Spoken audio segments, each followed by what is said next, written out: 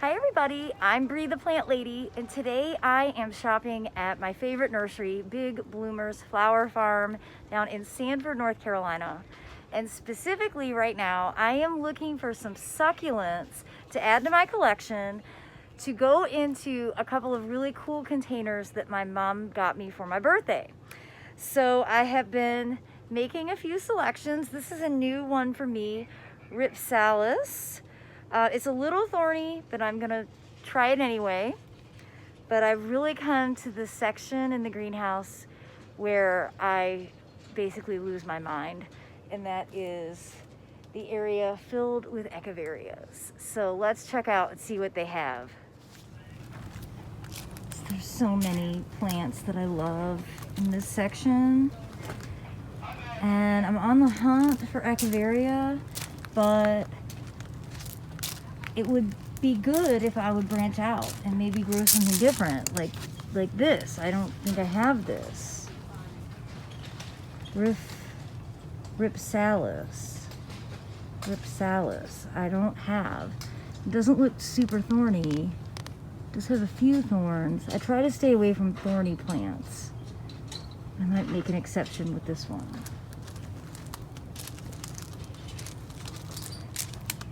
I do have a lot of Hunaria, different Dikeas already at home, so I don't need any more of those. And though I love aloe, I think they might kind of grow too large for the containers that I'm trying to plant. So I'm going to try and be strategic about my plant selection.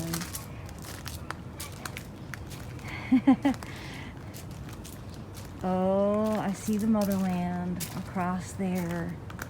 I just have such an echeveria addiction that I think I'm gonna have to indulge in a few more.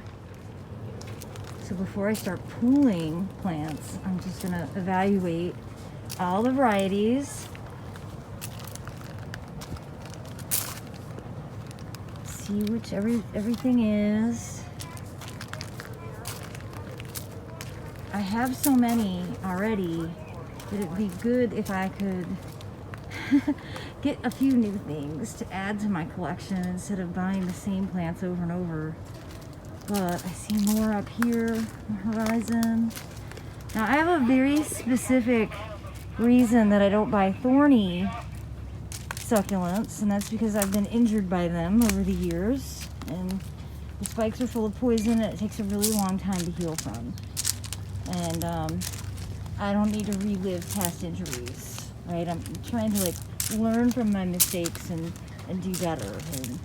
And you get a plant like this, you really have to be careful. I generally lack grace and don't always pay attention as much as I should. So I'm better off sticking to plants like kalanchoes, which I already have a lot of, echeveria, aloes, dikea, things that are kind of less of a potential threat to my ability to keep thorns out of my skin. Now here are some cool ones. These are some of the hybrids. This is setiveria, so that's sedum hybridized with echeveria. And then graptopetalum. And graptopetalums are also often hybridized with echeveria. You get graptiverias or graptosedums.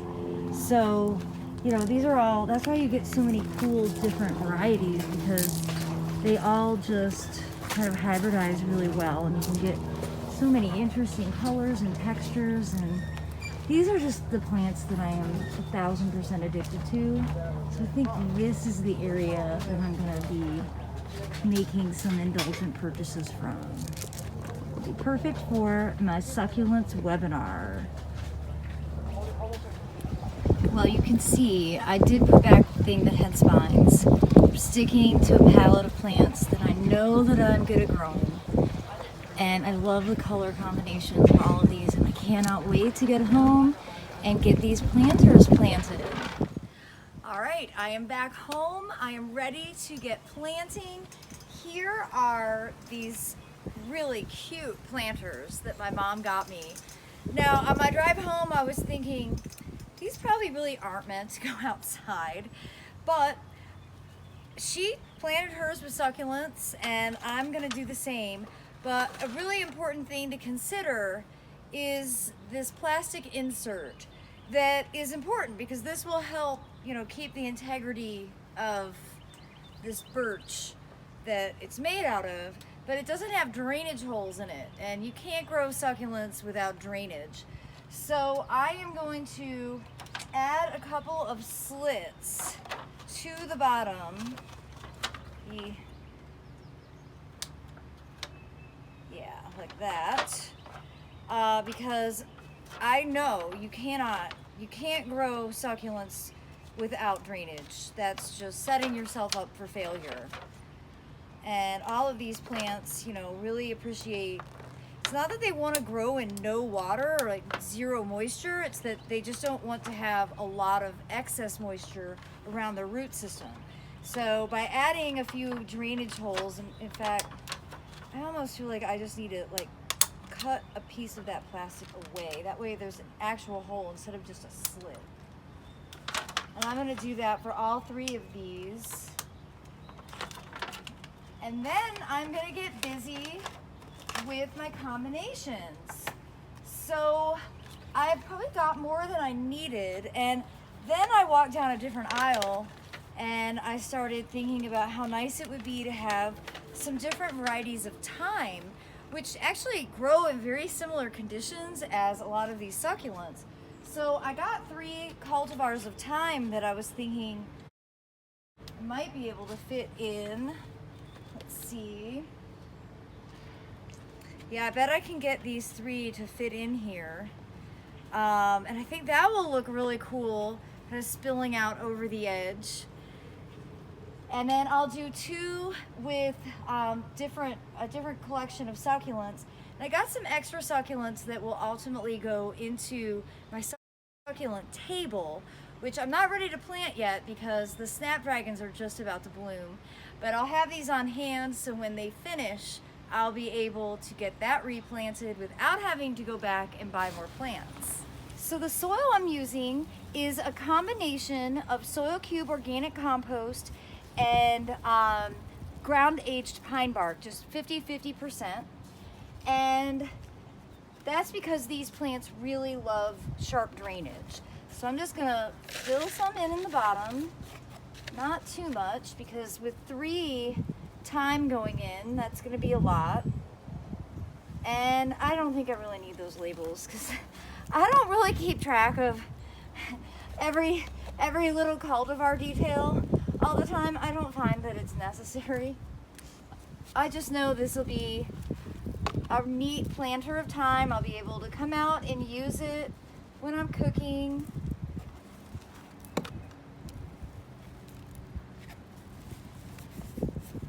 Okay, then I'll just top dress with a little more of this soil that I planted it in.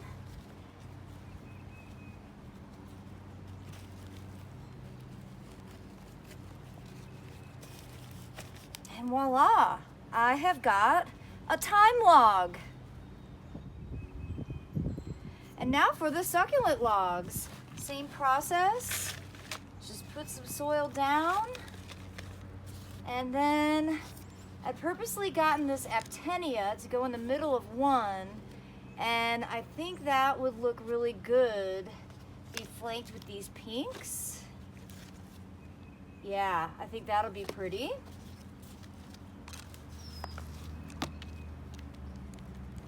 Nice root systems.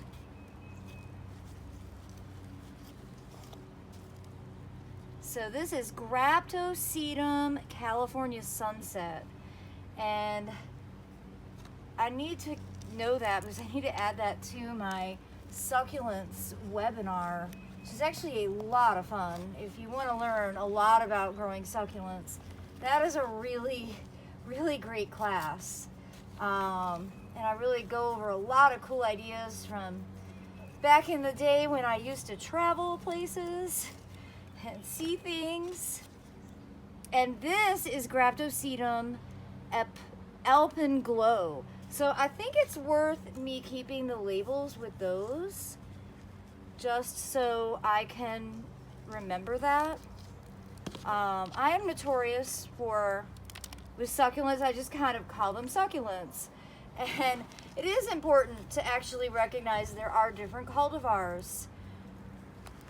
Though these look similar, they aren't exactly the same.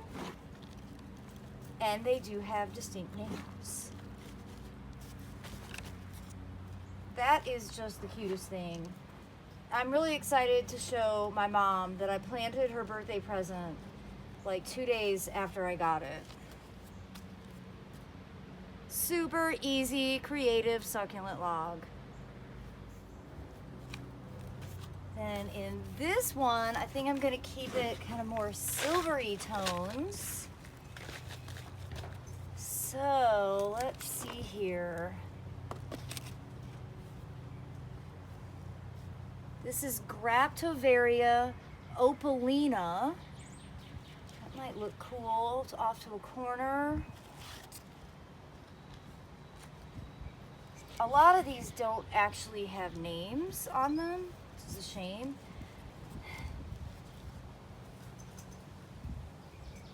This is a regular Graptopetalum. Pachyvaria Little Jewel. That looks a lot like that one. So I think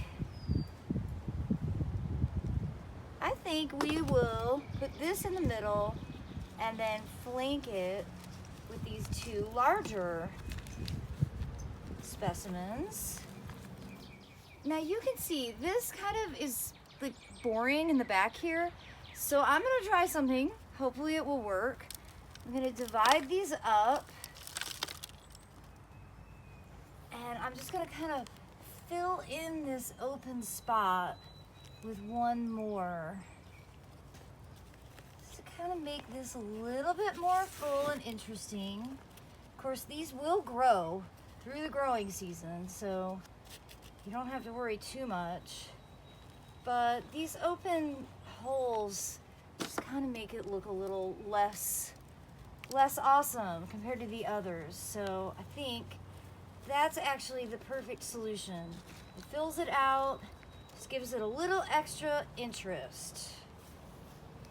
Now these won't need a ton of water, but really this small watering can is sort of the perfect tool just to get these settled in, give them the water they need without getting them waterlogged. Total control when you use a small watering can. And for right now, I'm not really sure where these are gonna live permanently. So for right now, I'm just gonna keep them here on my potting bench. They get, a nice amount of sun in the late day, but they're under a patio umbrella, so I know they won't get rained on, and that's really the critical component here. Here in North Carolina, we don't have a Mediterranean climate. So a lot of these things, succulents and herbs, don't necessarily love growing here simply because we're hot, we're humid, and we're rainy. And so when you can use something simple like an umbrella to be able to prevent plants from getting extra moisture from rain, you'll be able to grow more successfully. And so that's what I'm hoping to be able to do with these really cute log planters. I could not be more pleased with how they have turned out. And thanks, Mom, for the birthday present.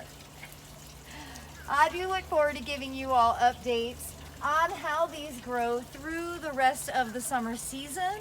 And I thank you so much for watching.